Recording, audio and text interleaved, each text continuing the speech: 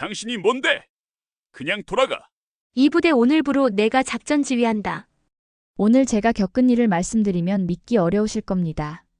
저는 현재 합참작전부에서 근무하는 투스타 장군입니다. 58세에 이런 일을 겪을 줄은 정말 몰랐어요. 제 아들 현우가 해병대에 자원 입대를 했습니다. 그런데 주말 전화 면회에서 들려온 아들의 목소리가 제 인생을 완전히 바꿔놓았죠. 엄마. 살려달라는 그 한마디가 저를 어떻게 움직이게 했는지, 그리고 해병대 전체가 어떻게 뒤바뀌었는지 끝까지 들어보시면 정말 놀라실 거예요. 특히 중간에 나오는 반전은 저 자신도 놀랐을 정도입니다. 과연 한 엄마의 분노가 대한민국 해병대를 어떻게 바꿨는지 지금부터 시작하겠습니다. 이 이야기를 들으시면서 여러분도 아마 깜짝 놀라실 거예요. 제가 단순한 엄마가 아니라는 사실을 말이죠. 본 영상은 스토리를 재구성한 이야기입니다. 오늘 사연 시작하겠습니다. 구독과 좋아요는 구독자님께 행운을 드립니다.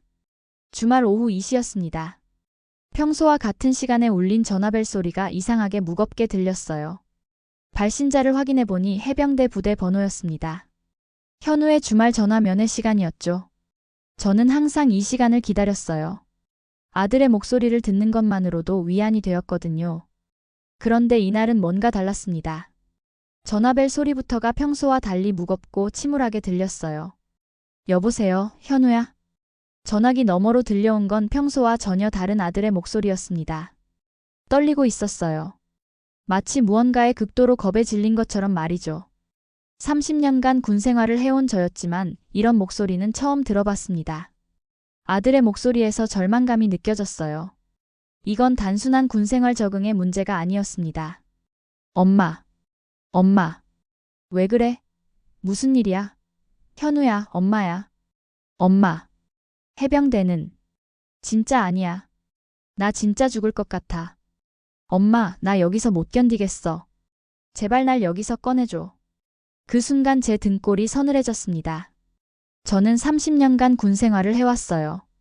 해병대 특수작전부대 출신이기도 하고요. 군대가 어떤 곳인지 누구보다 잘 알고 있습니다.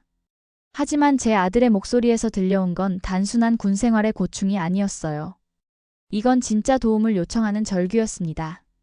생명의 위험을 느끼는 사람의 목소리였어요. 현우야, 천천히 말해봐. 무슨 일이야? 엄마가 들을게. 차근차근 설명해봐. 엄마. 여기. 진짜 이상해. 매일 밤 11시에 긴급 집합 걸어놓고 얼차려 시켜. 그것도 이 시간씩. 그리고 엄마, 나 정말 무서워. 어제는 3시간 동안 계속 얼차려 받았어. 아들의 목소리가 점점 작아졌습니다. 마치 누군가 듣고 있을까봐 두려워하는 것처럼요. 전화기 너머로 들려오는 아들의 숨소리마저 가빠져 있었어요. 저는 그 순간 직감했습니다. 이건 정상적인 군 훈련이 아니라는 것을요. 그리고 뭐? 현우야, 엄마한테 다 말해봐. 무서워하지 말고. 해변가 부르라고 해. 고막이 찢어질 정도로 크게. 안 크면 군화로 침상 찍어. 무릎 꿇은 채로 물통 2개 들고 서 있으라고 해. 엄마. 나 진짜 안 되겠어. 어제는 새벽 3시에 깨워서 운동시켰어. 해병 정신주입이라고 하면서. 선임들이 돌아가면서 때리기도 하고. 전화기를 쥔 제 손이 떨렸습니다. 이건 훈련이 아니라 가혹행위였어요. 그것도 체계적이고 지속적인 가혹행위 말이죠. 저는 해병대가 어떤 곳인지 알고 있었습니다. 강인한 정신력을 기르는 곳이죠. 하지만 이런 식으로 하는 게 아니었어요. 이건 명백한 인권 침해였습니다. 현우야, 분대장이나 소대장한테 얘기해봤어? 엄마. 그분들도 다 아셔. 아니, 오히려 지시하셔. 해병대니까 당연하다고. 신병은 이런 걸 겪어야 한다고. 엄마, 나 진짜 못 견디겠어. 어제는 야간에 깨워서 전신 줄넘기 시켰어. 해병 정신주입이라고. 그리고 선임들이 번갈아 가면서 뺨도 때려. 코피가 나도 그냥 계속하라고 해. 제가 들은 것은 단순한 군기가 아니었습니다. 명백한 인권 침해였죠. 저는 군인이기 이전의 어머니였어요. 그리고 그 순간 제 안에서 뭔가 끓어오르는 것을 느꼈습니다. 30년간 쌓아온 군인으로서의 분노와 어머니로서의 분노가 합쳐지고 있었어요. 이건 절대 용납할 수 없는 일이었습니다. 현우야, 엄마가 해결해 줄게. 조금만 참아. 엄마가 반드시 해결해 줄게. 엄마. 정말? 하지만 여기 계급이. 그리고 해병대는. 엄마가 뭘 할 수 있겠어? 여기는 정말 무서운 곳이야. 계급? 현우야, 엄마가 누군지 알지? 그리고 엄마도 해병대 출신이야. 그것도 특수작전부대 출신이라고. 아들이 잠시 당황하는 것 같았어요. 제가 해병대 출신이라는 건 알고 있었지만 구체적으로 어떤 일을 하는지는 잘 모르고 있었거든요. 엄마, 정말 도와줄 수 있어? 나 정말 한계야. 현우야, 엄마를 믿어. 내일까지만 참아. 엄마가 모든 걸 해결해 줄게. 전화를 끊고 저는 잠시 멍하니 앉아 있었습니다. 제 아들이 저 멀리서 고통받고 있다는 사실이 믿기지 않았어요. 그런데 동시에 화가 치밀어 올랐죠. 이건 절대 그냥 넘어갈 수 없는 일이었습니다. 저는 합참작전부의 소장이었습니다. 투스타였어요. 그리고 무엇보다 현우의 어머니였습니다. 저는 즉시 수첩을 꺼내서 해병대 1사단의 연락처를 찾기 시작했습니다. 이 문제를 해결하기 위해서는 정확한 정보가 필요했어요. 그리고 체계적으로 접근해야 했습니다. 단순히 화만 내서는 안 되는 일이었거든요. 저는 30년간 군 생활을 하면서 이런 문제를 어떻게 해결해야 하는지 알고 있었습니다. 그날 밤 저는 계속해서 현우의 목소리가 귓가에 맴돌았습니다. 엄마, 살려달라는 그 절규가 계속 들려왔어요. 저는 결심했습니다. 내일 당장 행동에 나서겠다고 말이죠.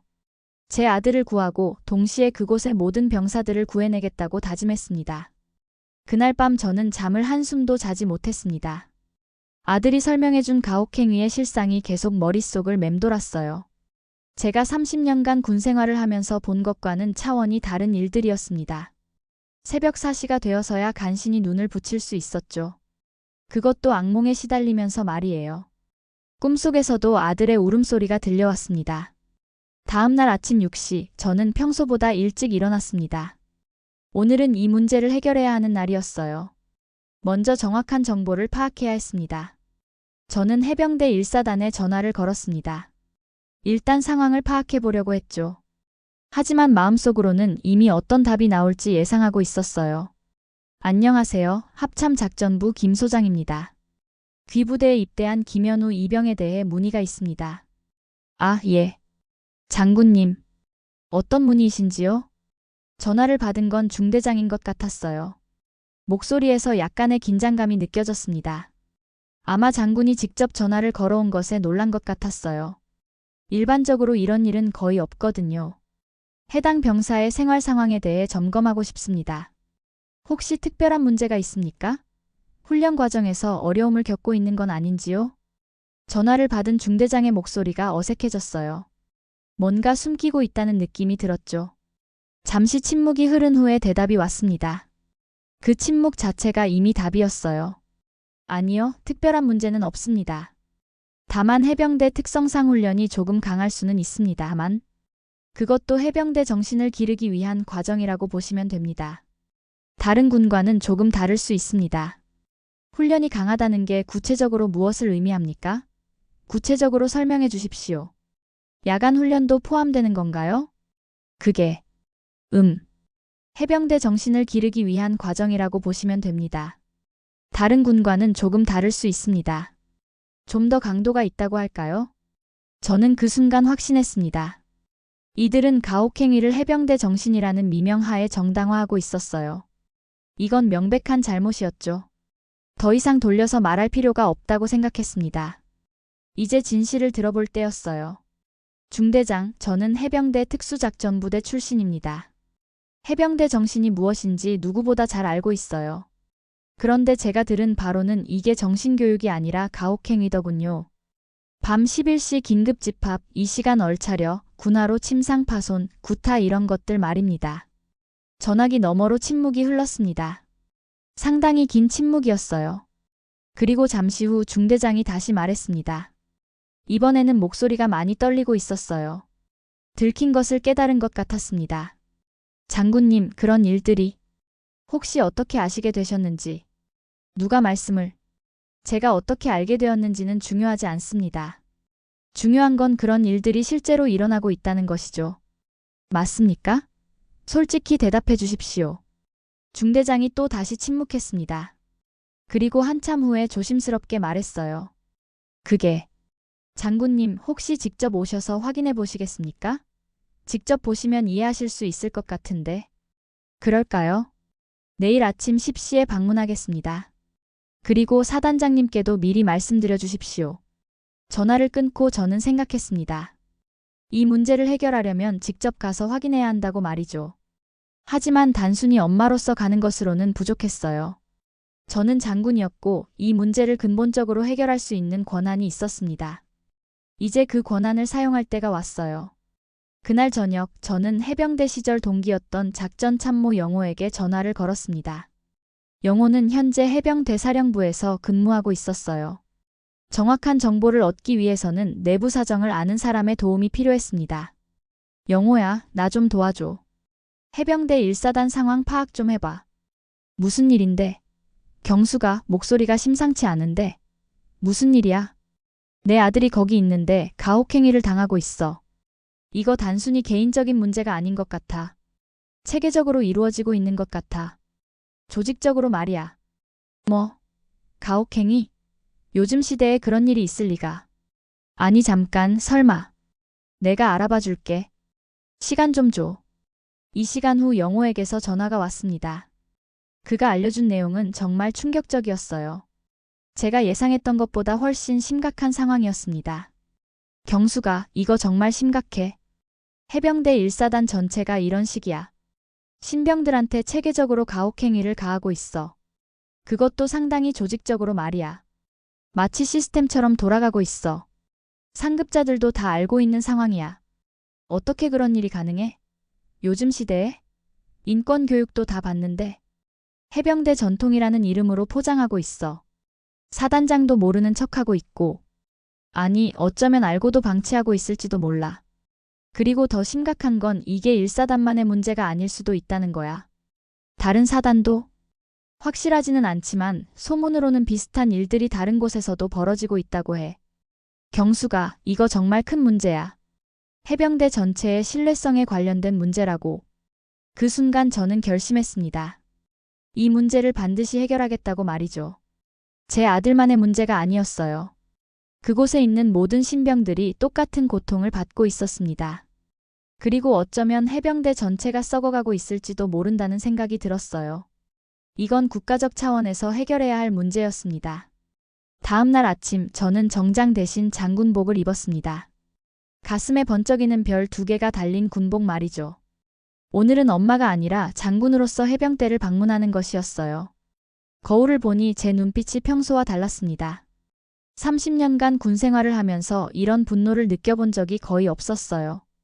이건 개인적인 분노가 아니라 군인으로서의 의무감에서 나오는 분노였습니다. 국방부 작전센터에 도착한 저는 합참작전 실장에게 말했습니다.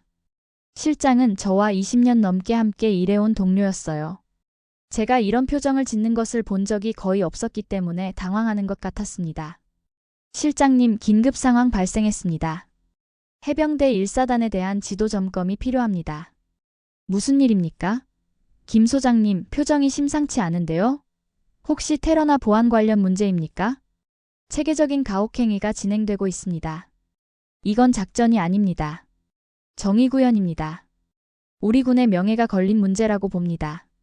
실장은 제 표정을 보고는 더 이상 묻지 않았어요. 30년간 군 생활을 함께한 사이였거든요. 제가 이런 표정을 지을 때는 반드시 이유가 있다는 걸 알고 있었죠. 그리고 제가 정의구현이라는 단어를 쓸 때는 정말 심각한 상황이라는 것도 알고 있었습니다. 알겠습니다. 어떤 지원이 필요하십니까? 해병대사령부와 직통 연결해 주십시오. 그리고 이번 일은 최우선 사안으로 처리해 주세요. 합참 차원에서 공식적으로 지원해 주십시오. 10분 후 해병대사령부 작전과장과 통화가 연결되었습니다. 제가 직접 전화를 건 것이 아니라 합참에서 공식적으로 연결한 것이었어요. 이건 개인적인 문제가 아니라 공식적인 군무였습니다. 안녕하십니까? 합참작전부 김 소장입니다. 예, 장군님. 무슨 일이십니까? 합참에서 직접 연락을 주시다니. 긴급 지도 점검을 실시하겠습니다. 해병대 1사단 전체를 대상으로 합니다. 오늘 오후 2시까지 모든 준비를 완료해 주십시오. 지도 점검이라고 하시면 구체적으로 어떤 사전에 계획된 것인지요? 가혹행위 근절을 위한 특별 점검입니다. 오늘 오후 2시에 사단장을 소집하십시오. 그리고 연대장, 대대장, 중대장까지 전원 참석시켜 주세요. 빠짐없이 말입니다. 전화기 너머로 당황하는 기색이 느껴졌어요. 하지만 저는 이미 결심을 굳혔습니다. 이건 협상의 여지가 없는 명령이었어요. 참고로 말씀드리지만 저는 해병대 특수작전부대 1기 출신입니다. 해병대가 어떤 곳인지 누구보다 잘 알고 있어요.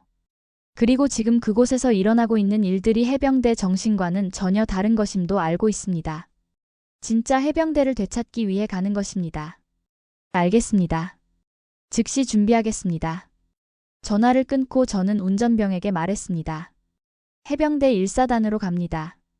그리고 이건 단순한 방문이 아닙니다. 작전입니다. 정숙 운전하면서 최대한 빨리 가주세요. 차 안에서 저는 아들에게 문자를 보냈습니다. 현우야, 엄마가 가고 있다. 조금만 더 참아라. 오늘 모든 걸 해결해 줄게. 엄마를 믿어라. 30분 후 현우에게서 답장이 왔습니다. 엄마, 정말 와요? 근데 여기 계급이 높은 사람들이 많아서. 그리고 엄마 혼자서 어떡해? 정말 무서워요. 저는 미소를 지었습니다. 제 아들은 아직 엄마가 어떤 사람인지 제대로 모르고 있었어요. 오늘 아들이 엄마의 진짜 모습을 보게 될 것입니다. 현우야, 엄마 계급이 얼마나 높은지 오늘 알게 될 거다. 그리고 엄마가 혼자가 아니야. 대한민국 국군이 엄마 뒤에 있어. 실제로 저는 혼자가 아니었습니다. 합참의 권위를 등에 업고 있었고 해병대사령부의 협조도 받을 수 있었어요. 그리고 무엇보다 정의가 제 편에 있었습니다.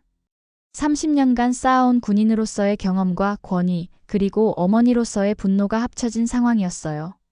차량이 해병대 1사단을 향해 달려가는 동안 저는 마음을 다잡았습니다.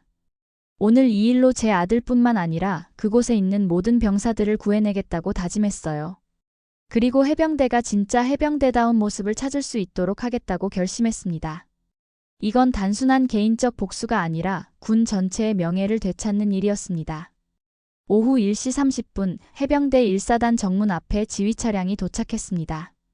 앞자리에 붙어있는 투스타 깃발이 바람에 펄럭이고 있었어요. 초병들이 차량을 보더니 급히 경계 자세를 취했습니다.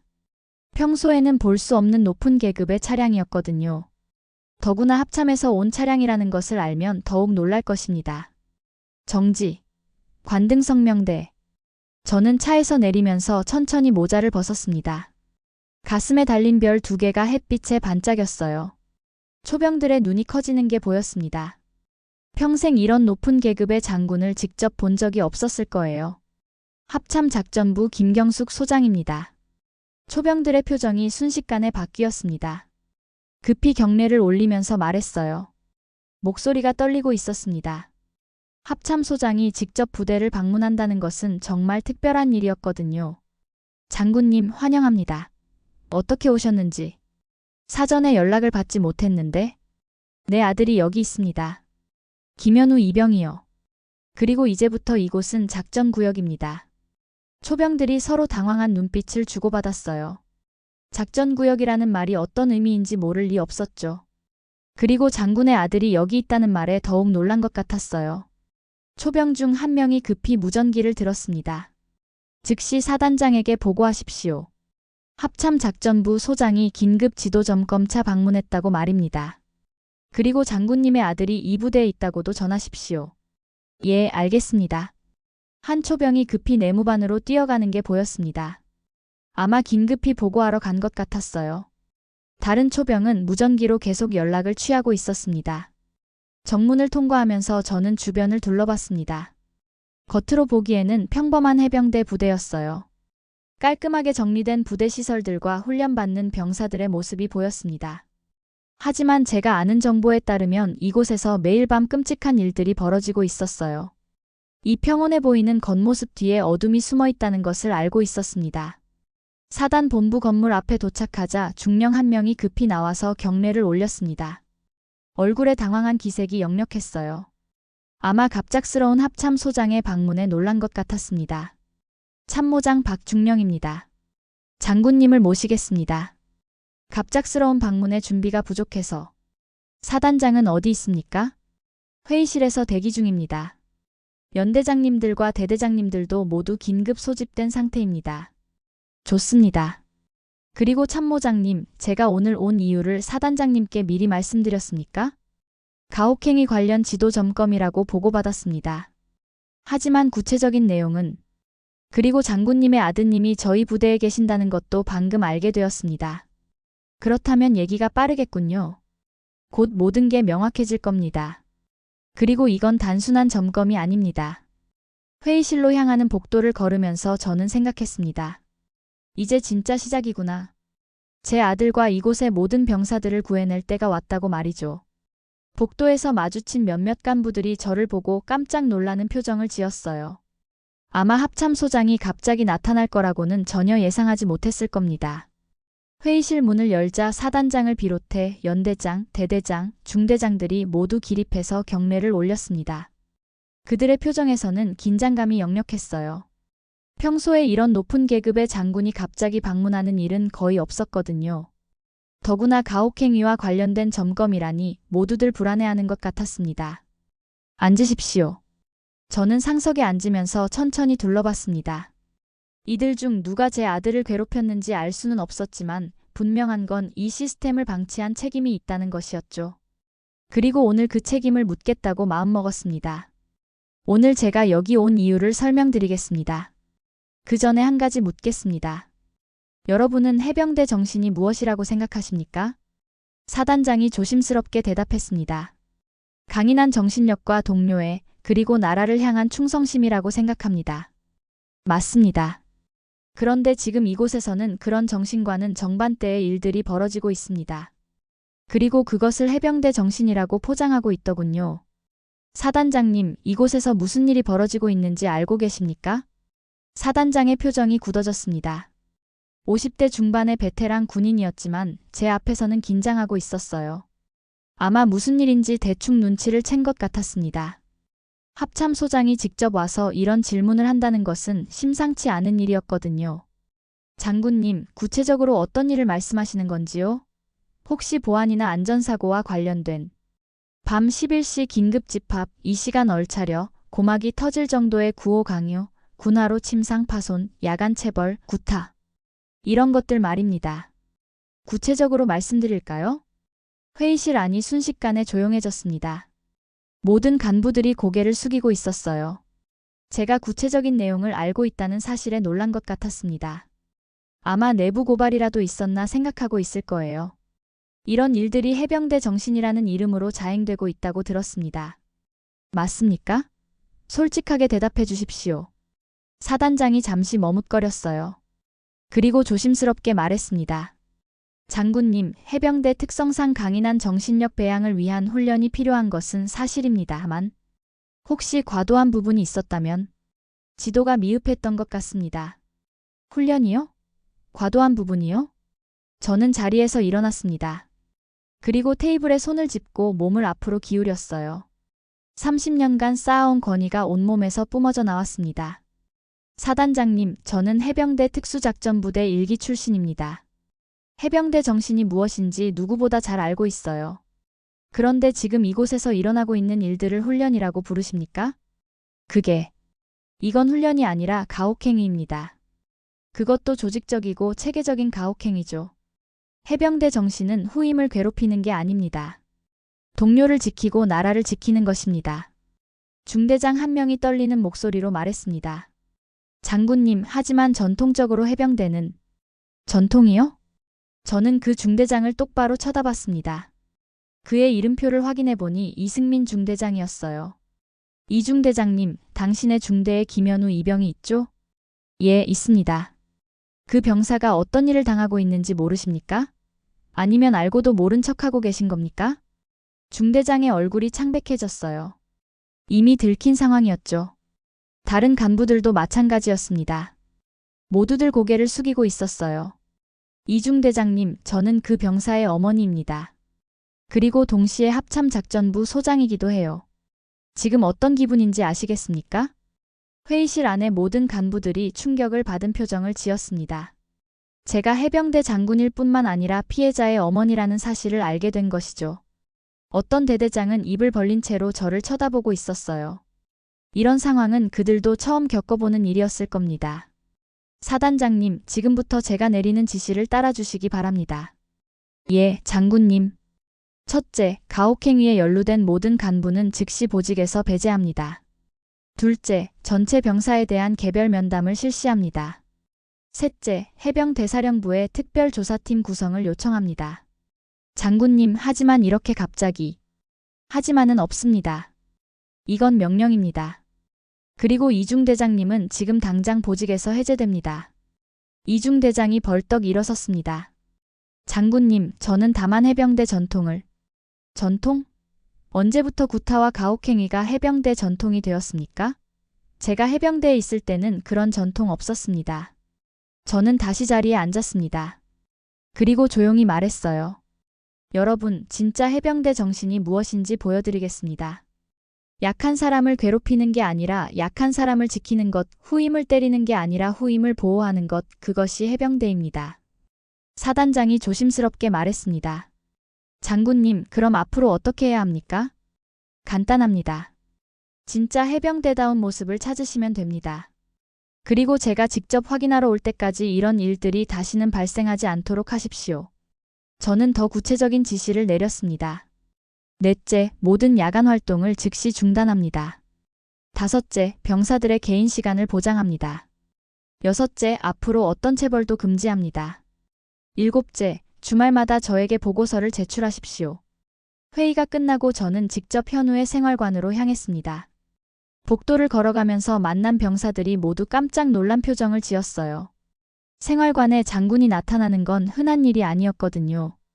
더구나 투스타 장군이 직접 오는 경우는 더더욱 없었죠. 병사들이 급히 경례를 올리면서 길을 비켜주었습니다. 현우가 있는 생활관이 어디입니까? 한 병사가 급히 대답했습니다. 3층 이생활관입니다, 장군님. 안내해드릴까요? 괜찮습니다. 직접 찾아가겠습니다. 계단을 올라가면서 저는 마음을 다잡았습니다. 곧 제 아들을 만나게 될 거였어요. 그리고 아들이 어떤 상황에 있는지 직접 확인할 수 있을 것이었죠. 3층 복도에서 몇 명의 병사들이 저를 보고 급히 경례를 올렸습니다. 모두들 당황한 표정이었어요. 3층에 도착해서 이생활관 문을 열었습니다. 안에 있던 병사들이 모두 벌떡 일어나서 경례를 올렸어요. 그 중에서 제 아들 현우의 모습이 보였습니다. 많이 야위어 보였고 눈가에 다크서클이 짙게 생겨 있었어요. 그리고 얼굴에 멍자국 같은 것도 희미하게 보였습니다. 현우야. 엄마. 현우의 눈이 커졌습니다. 엄마가 장군복을 입고 나타날 거라고는 전혀 예상하지 못했던 것 같아요. 다른 병사들도 마찬가지였습니다. 모두들 입을 벌리고 저를 쳐다보고 있었어요. 여러분, 편하게 앉으세요. 저는 현우 침상 옆에 앉았습니다. 가까이서 보니 아들의 얼굴이 정말 많이 야위어 있었어요. 그리고 눈가에 다크서클이 짙게 생겨 있었죠. 손목에는 작은 상처들도 보였어요. 아마 체벌을 받으면서 생긴 상처들인 것 같았습니다. 현우야, 괜찮아? 많이 힘들었지? 엄마. 엄마가 왜 여기에? 그리고 장군복을. 엄마가 정말 장군이었어? 엄마가 누군지 이제 알겠지? 그리고 엄마가 왜 온지도 알겠고. 다른 병사들이 수군거리기 시작했습니다. 현우의 엄마가 장군이라는 사실에 놀란 것 같았어요. 특히 투스타라는 것을 보고는 더욱 놀라는 것 같았습니다. 한 병사가 조심스럽게 말했어요. 현우야, 내 엄마가 정말 장군이야? 투스타? 여러분, 제가 여기 온 이유를 말씀드릴게요. 이곳에서 일어나고 있는 가혹행위를 중단시키려고 왔습니다. 한 병사가 조심스럽게 말했습니다. 장군님, 저희가 뭔가 잘못했습니까? 혹시 문제가 있었나요? 아니요, 여러분이 잘못한 게 아닙니다. 여러분을 괴롭힌 사람들이 잘못한 거예요. 이제부터는 그런 일이 없을 겁니다. 그 말을 들은 순간 생활관 안의 분위기가 바뀌었습니다. 병사들의 표정에서 긴장이 풀리기 시작했어요. 몇 명은 안도의 한숨을 쉬기도 했습니다. 그동안 얼마나 힘들었는지 그 표정만 봐도 알 수 있었어요. 혹시 여러분 중에 부당한 대우를 받은 사람이 있으면 말해보세요. 두려워하지 마세요. 제가 책임지고 해결해 드릴게요. 처음에는 아무도 말하지 않았습니다. 하지만 한 병사가 조심스럽게 입을 열었어요. 장군님, 저희 매일 밤 11시에 긴급 집합 걸려서 2시간씩 얼차려 받아요. 그리고 해변가를 목이 터져라 부르라고 해요. 안 크면 다시 하라고 하고. 또 다른 일은 없습니까? 군화로 침상 찍기도 하고, 무릎 꿇은 채로 물통 들고 서 있기도 해요.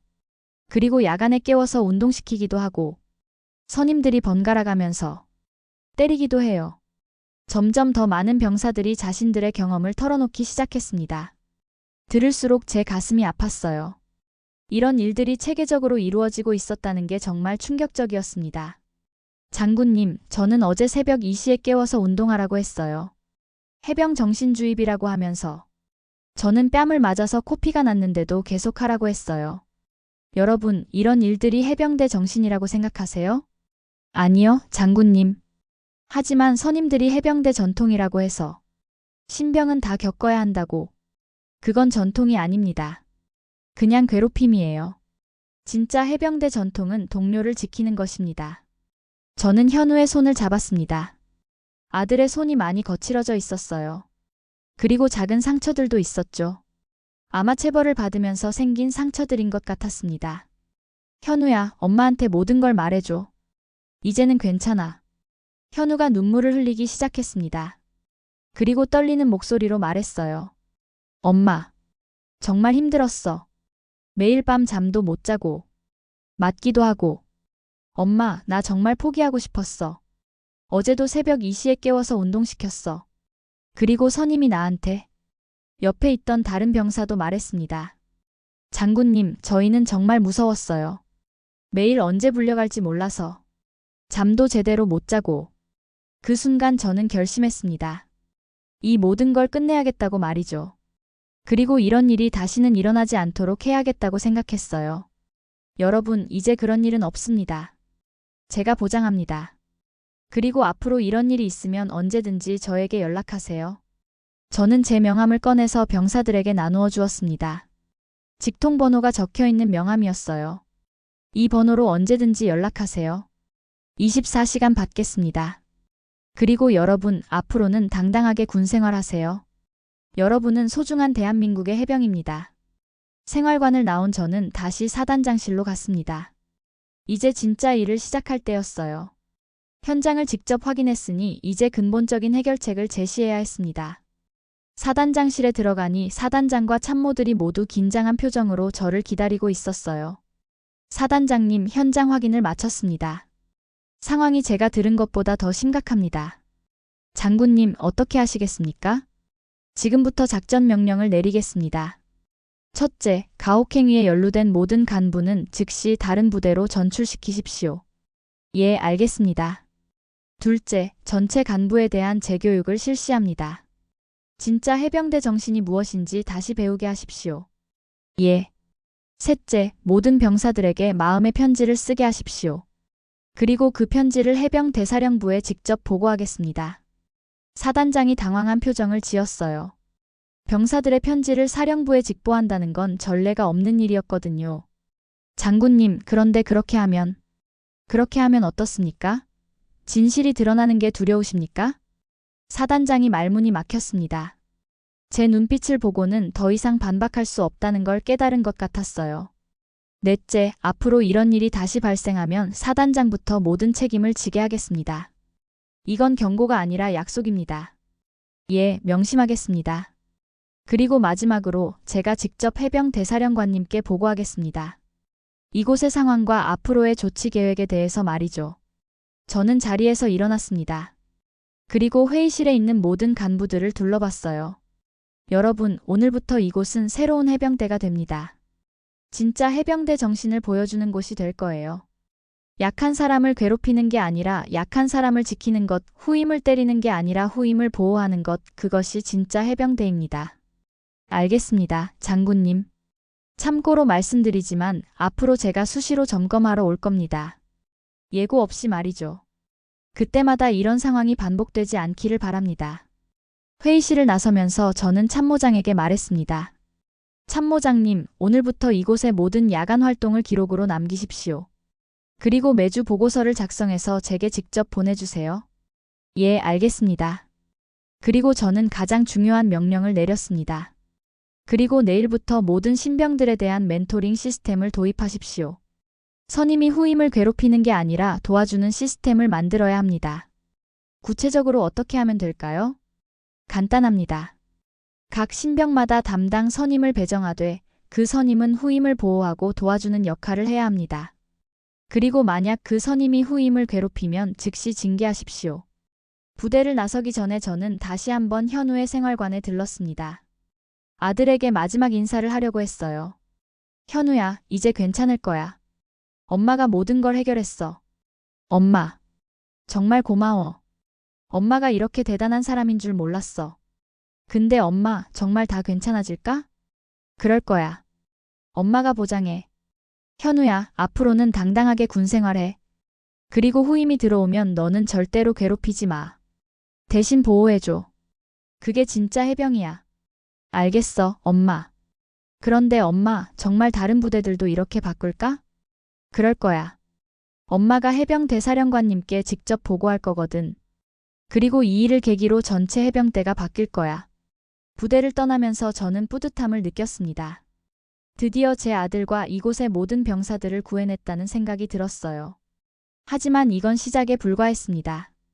이제 해병대 전체를 바꿔야 했거든요. 차 안에서 저는 해병 대사령관에게 전화를 걸었습니다. 사령관님, 긴급히 면담을 요청합니다. 해병대 1사단에서 심각한 문제를 발견했습니다. 무슨 일입니까? 김 소장님? 직접 말씀드려야 할 것 같습니다.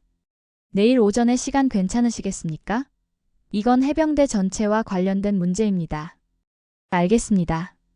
내일 오전 10시에 뵙겠습니다. 그날 저녁 저는 오랜만에 안도의 한숨을 쉴 수 있었습니다. 첫 번째 단계를 성공적으로 마쳤으니까요. 하지만 아직 갈 길이 멀다는 것도 알고 있었습니다. 그로부터 3개월이 지났습니다. 해병대 1사단은 완전히 달라졌어요. 가혹행위는 완전히 사라졌고 대신 진짜 해병대 정신을 바탕으로 한 훈련이 시작되었죠. 더 놀라운 건 이 변화가 다른 해병대 부대들에도 퍼져나갔다는 것이었어요. 해병 대사령관과의 면담 후 전체 해병대에 개혁 바람이 불기 시작했습니다. 어느 토요일 오후 현우에게서 전화가 왔습니다. 이번에는 정말 밝은 목소리였어요. 엄마, 안녕하세요. 현우야, 목소리가 많이 밝아졌네. 어때, 요즘 군 생활은? 엄마, 정말 좋아졌어요. 이제 밤에도 푹 잘 수 있고 선임들도 많이 달라졌어요. 그리고 무엇보다. 그리고 뭐? 후임이 들어왔어요. 진성이라고 하는데 처음에 엄청 무서워하더라고요. 해병대는 때린다고 들었다면서. 그래서 제가 말했어요. 저는 웃음이 나왔습니다. 아직도 해병대에 대한 잘못된 인식이 남아있다는 뜻이었거든요. 하지만 그것도 곧 바뀔 거라고 생각했어요. 그래서 뭐라고 했어? 제가 말했어요. 여기는 괜찮다고.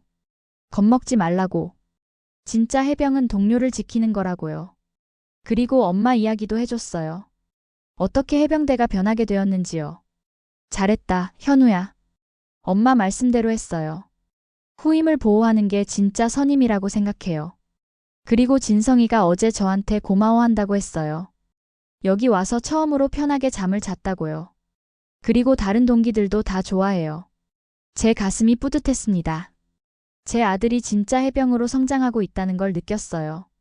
현우야, 그런데 혹시 다른 부대는 어때? 아직도 그런 일이 있어? 엄마, 저희 부대 일이 다른 부대에도 전해졌어요.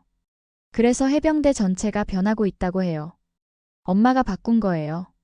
그리고 이제 해병 대사령부에서 정기적으로 점검하러 온다고 해요. 병사들 상담도 정기적으로 하고요. 엄마 혼자 한 게 아니야. 현우네가 용기를 내서 말해줬기 때문에 가능했던 거야. 일주일 후 저는 해병 대사령관으로부터 감사 전화를 받았습니다. 장군님, 이번 일로 해병대 전체가 변화하고 있습니다. 정말 감사합니다. 다른 사단들에서도 자체적으로 점검을 실시하고 있고 가혹행위가 대폭 줄어들었습니다. 사령관님, 이게 당연한 일 아닙니까? 우리가 지켜야 할 건 해병대 정신이지 잘못된 관습이 아니죠. 맞습니다. 앞으로 이런 일이 다시는 발생하지 않도록 시스템을 완전히 바꾸겠습니다. 그리고 전군의 김 소장님의 사례를 공유하겠습니다. 6개월 후 현우는 일병이 되었습니다. 그리고 새로 들어온 후임들을 돌보는 모범적인 선임이 되었어요. 어느 날 현우가 보낸 편지에는 이런 내용이 적혀 있었습니다. 엄마, 오늘 후임 태연이가 저한테 물어봤어요. 여기 분위기가 왜 이렇게 좋냐고. 다른 곳은 선임이 무섭다고 들었는데 여기는 선임들이 다 친절하고 도움을 많이 준다고요. 그래서 제가 말했어요. 여기는 진짜 해병대라고. 그리고 엄마 이야기도 해줬어요. 어떻게 해병대가 변하게 되었는지요. 편지를 읽으면서 저는 눈물이 났습니다. 제 아들이 정말 자랑스러웠어요. 엄마, 저는 이제 알겠어요. 진짜 강한 사람은 약한 사람을 때리는 사람이 아니라 약한 사람을 지키는 사람이라는 걸요. 그리고 엄마가 바로 그런 사람이라는 걸요. 저도 엄마처럼 되고 싶어요. 진짜 해병이 되고 싶어요. 그날 저녁 저는 오랜만에 마음 편히 잠들 수 있었습니다. 제 아들이 지옥 같았던 군 생활에서 벗어났을 뿐만 아니라 해병대 전체가 변화하고 있다는 사실 때문이었어요. 며칠 후 해병 대사령부에서 공식 발표가 있었습니다. 전군에 걸쳐 가혹행위 근절을 위한 새로운 시스템이 도입된다는 내용이었죠. 그리고 모든 부대의 정기적인 점검과 병사 상담 시스템이 만들어졌습니다. 1년이 지난 지금 현우는 상병이 되어서 후임들을 돌보고 있습니다.